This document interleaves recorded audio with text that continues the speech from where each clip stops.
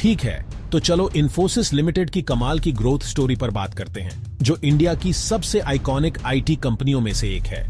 Imagine करो साल 1981 है, एनआर नारायण मूर्ति के साथ 7 इंजीनियर्स एक छोटे से अपार्टमेंट में बैठे हैं, बड़े बड़े सपने देख रहे हैं। उनके पास सिर्फ 10,000 रुपए थे और एक विजन था वर्ल्ड क्लास टेक्नोलॉजी कंपनी बनाने का। आज की बात करें तो Infosys IT consulting software services में एक ग्लोबल पावर हाउस है। अब नंबर्स की बात करते हैं। फाइनेंशियल ईयर 2022 में इन्फोसिस ने लगभग RSN 41 से 41 करोड़ का रेवेन्यू कमाया, लेकिन 2024 तक यह नंबर बढ़कर RS 3570 करोड़ हो गया।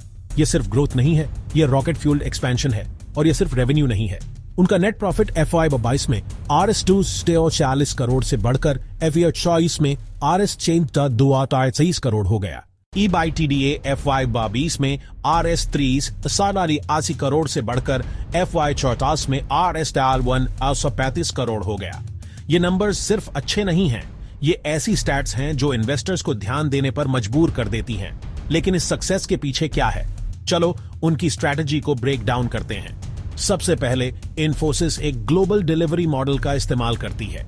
इसका मतलब है कि वे दुनिया भर के टैलेंट पूल्स का इस्तेमाल करके कॉस्ट इफेक्टिव सॉल्यूशंस ऑफर कर सकते हैं, और यह सब हाई क्वालिटी और लो कॉस्ट के साथ होता है। फिर उनका फोकस वैल्यू एडेड सर्विसेज पर है।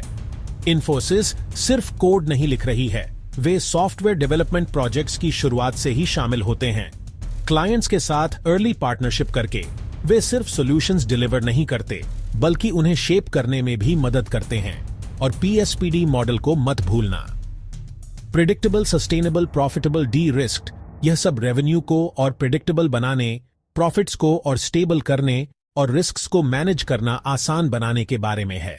संक्षेप में यह लॉन्ग टर्म सक्सेस के लिए एक ब्लूप्रिंट है। बेशक सब कुछ स्मूथ नहीं होता।